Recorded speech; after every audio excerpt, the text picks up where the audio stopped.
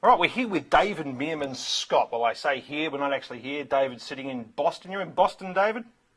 I'm in Boston, where we have 3 feet of snow right 3 feet now, of Jim. snow. Oh my God! Sydney's just gone through one of its hottest spells in history. But Melbourne is experiencing a big wet, as is the rest of the country. But I just can't even imagine 3 foot of snow. As I've told everyone before, David's coming out to do a tour up and down the east coast of Australia, Brisbane, Melbourne, Sydney. And if you're involved in the PR industry or the marketing industry, you really should go and see David. I've seen him speak several times and I've banged on monotonously about him. And I'm just going to ask him a few questions today about what we can expect in this tour of 2011. Who's the seminars or the workshops targeted at, David? Yeah, so thanks for doing this, Jim. I really appreciate it. There's a couple of main people that can generate lots and lots of valuable information from coming to the seminars. The first one is anybody who's a marketing or public relations professional, either at a company or an agency. Everyone's always looking to make sure that they've got the latest set of skills. And my job, what I do for a living, is travel all over the world, giving seminars and doing keynote speeches at companies and at organizations and associations all over the world. So as a result of that, I'm constantly being exposed to new and interesting ideas, which I write about on my blog and in my books. And so I look at myself as somebody who can gather what's going on and put it into use. So that first group is going to be people who are marketing or public relations professionals. The second group, and in fact this group I think is really a great audience for what I talk about, are entrepreneurs and business owners who are trying to grow their businesses. And that can be in any industry.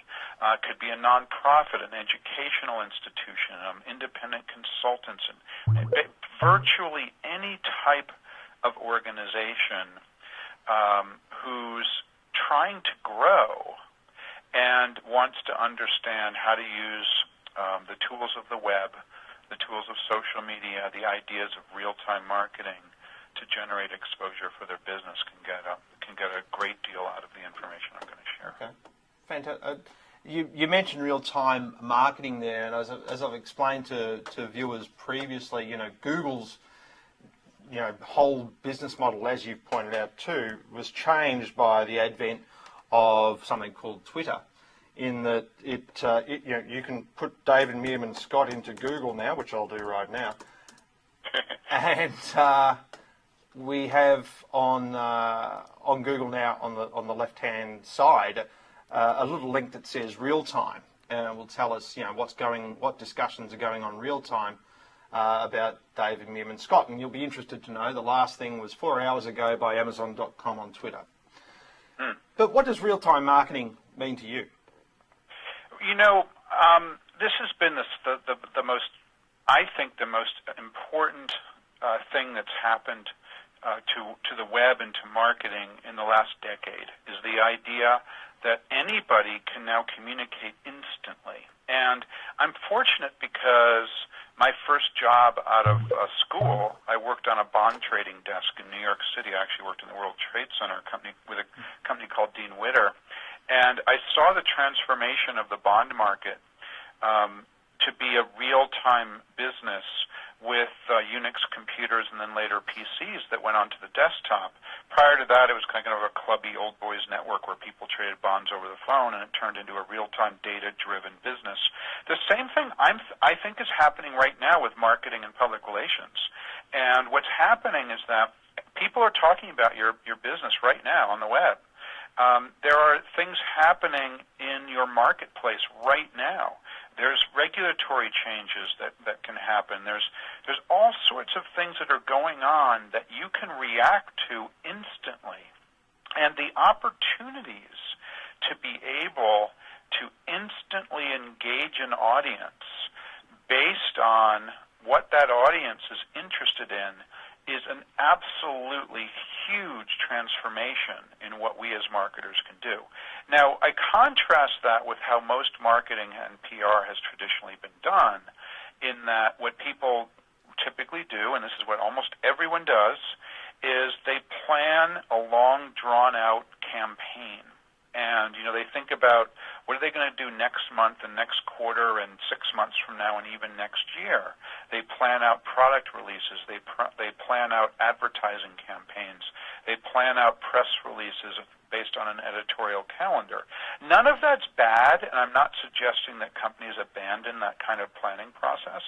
But the thing is that it means that you don't have a chance to think about and react to and take advantage of opportunities around what's happening right now, this instant.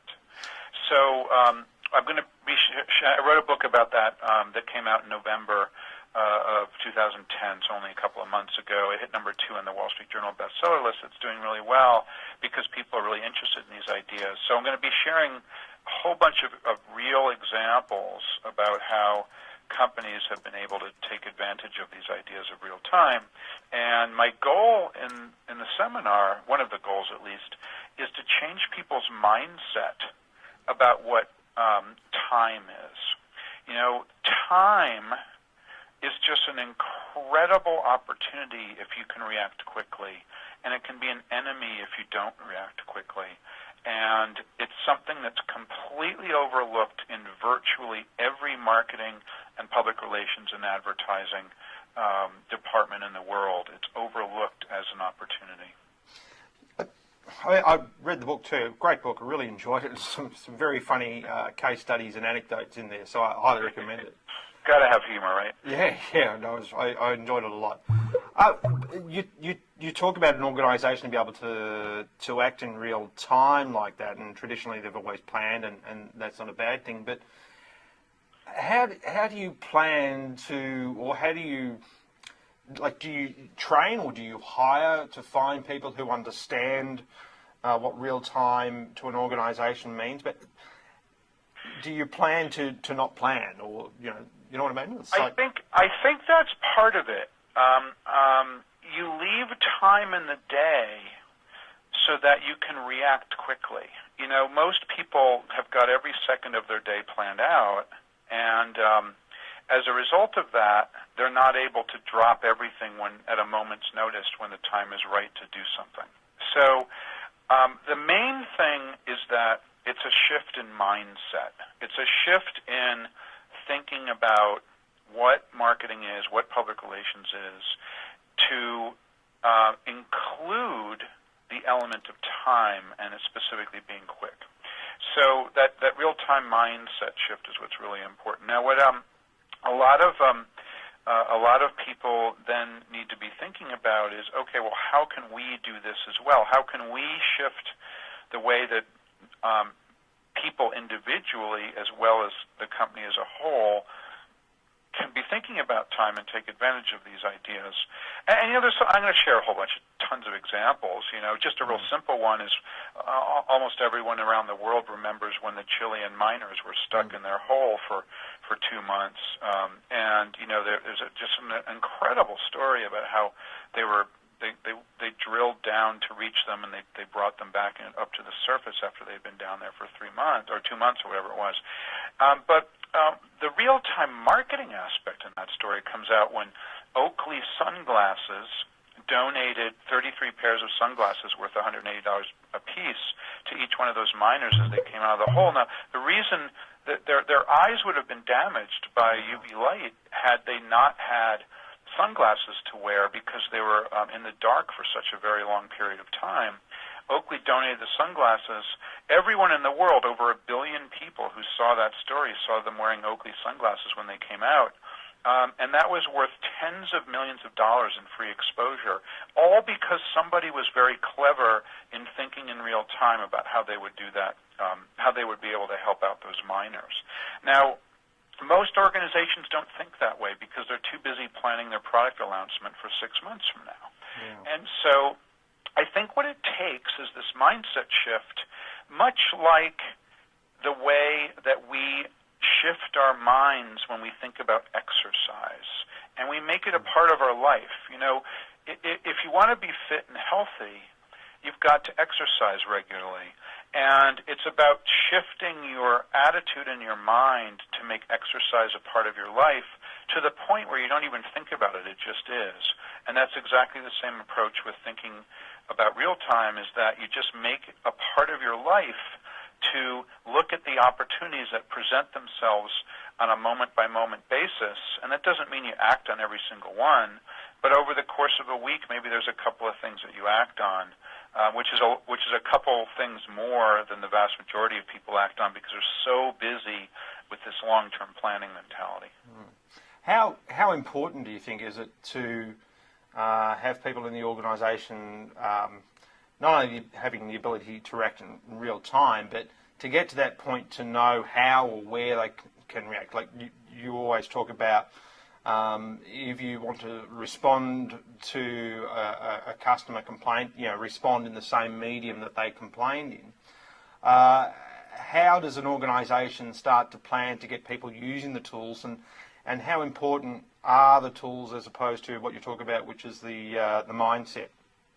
Oh, I think the mindset's the most important thing. The tools come after you've changed your mindset. Just like with exercise, once you've decided you're going to exercise, it kind of doesn't matter whether you end up, wanting to go out for a run or ride a bike or go swimming. You're doing the exercise, the tools will come. So the mindset shift is the most important thing.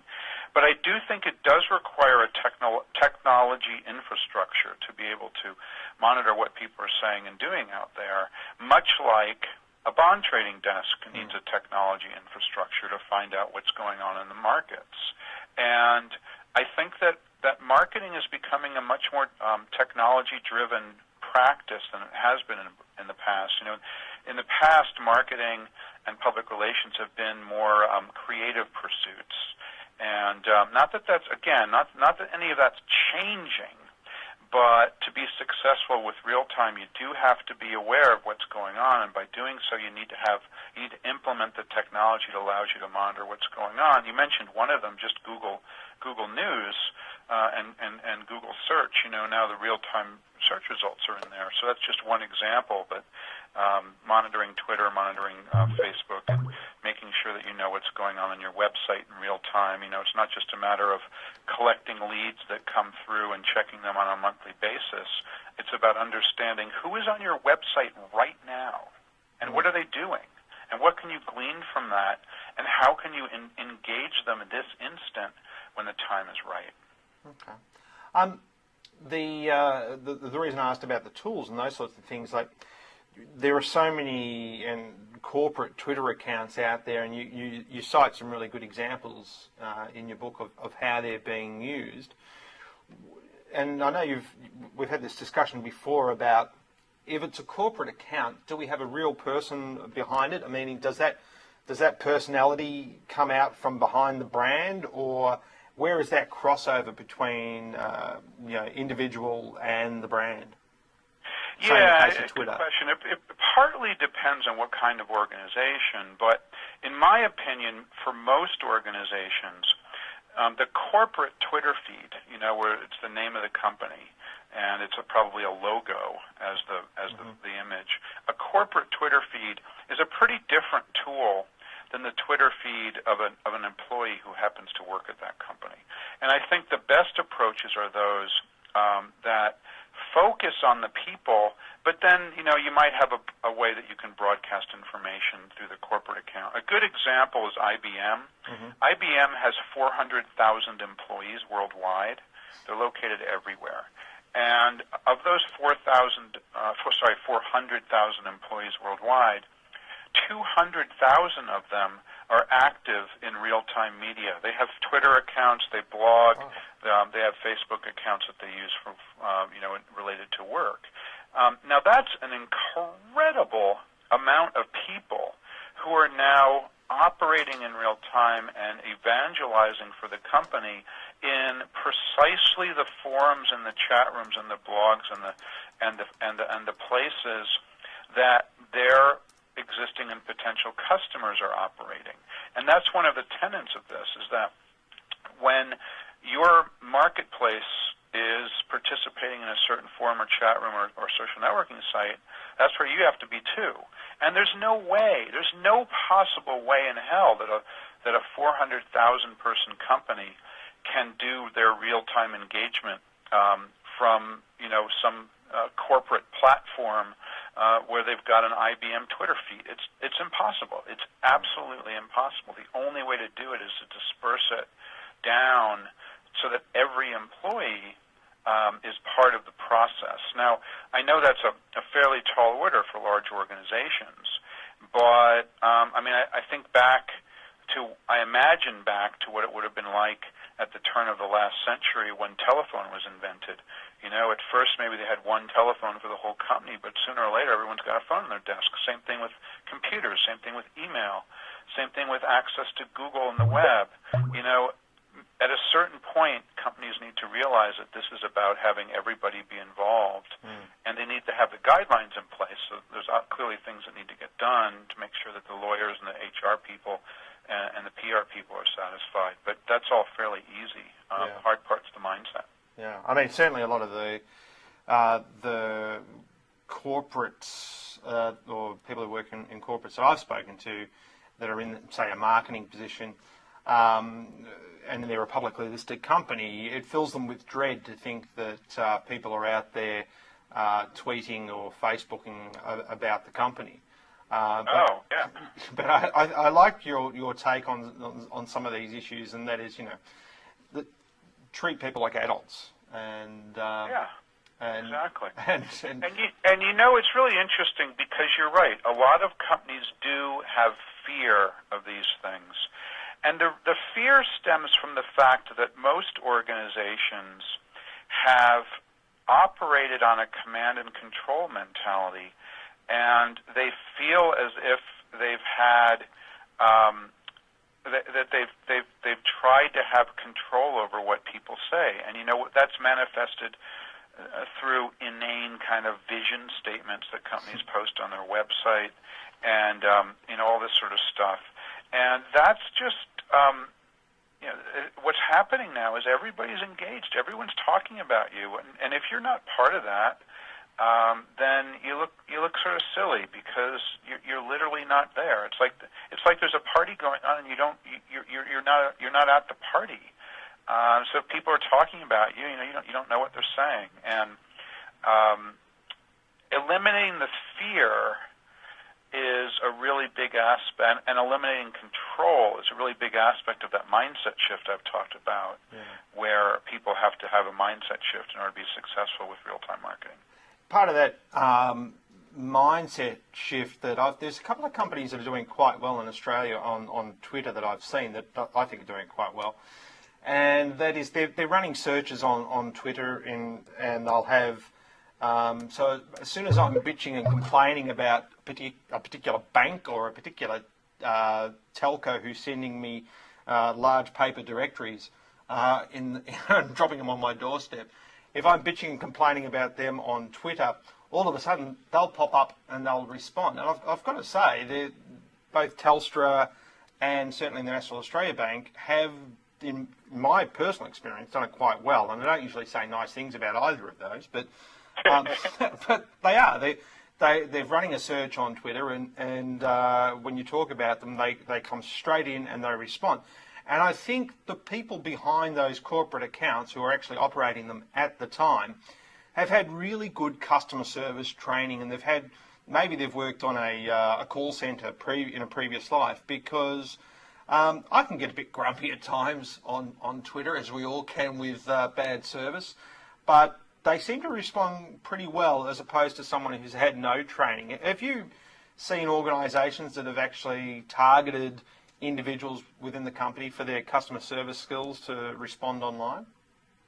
I think that you've hit on something that's really important. Yeah, I mean, clearly for that kind of reactive approach to real-time communications, monitoring Twitter and responding appropriately, that's very much a customer service initiative.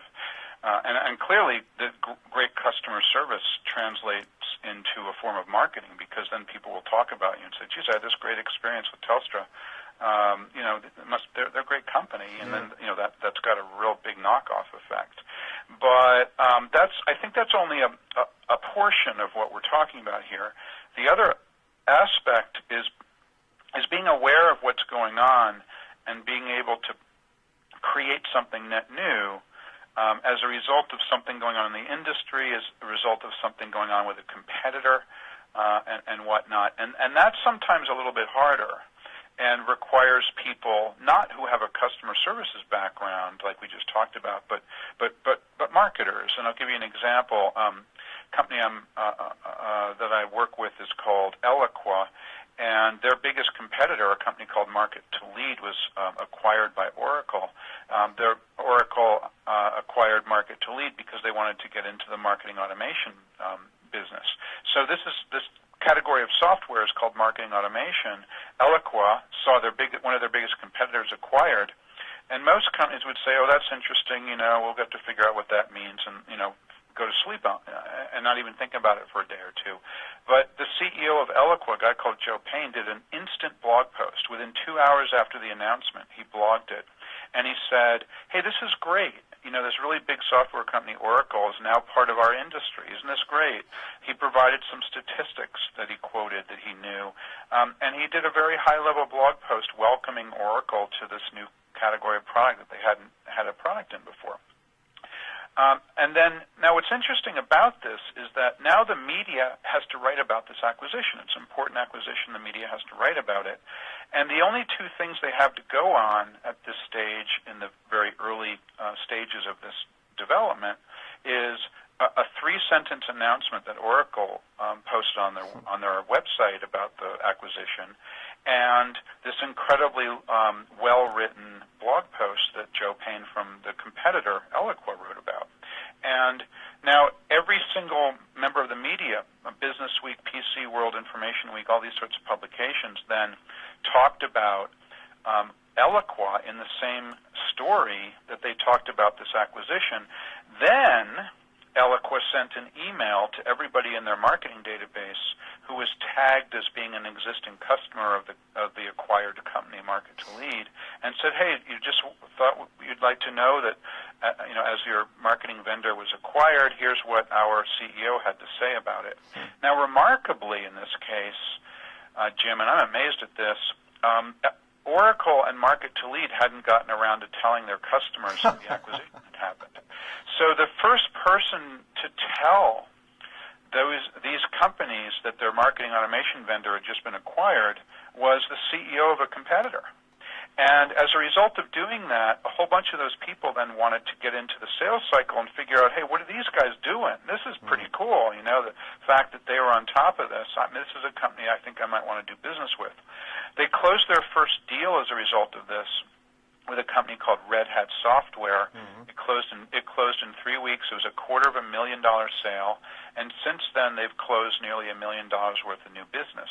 Now this new business, nearly $1 million worth of new business for this software company, came as a direct result of doing a real-time initiative. They were monitoring what was going on with a competitor. They found out that competitor was acquired. They immediately jumped in to comment on that acquisition, and as a result of that, generated $1 million worth of revenue they wouldn't have generated otherwise. Now, had they even waited a couple more hours, they never would have had that opportunity. It was all about jumping in real time, and that's what I'm talking about with real-time marketing. Sure, the customer services aspect is important, monitoring Twitter and commenting on people. It's very important. Don't get me wrong.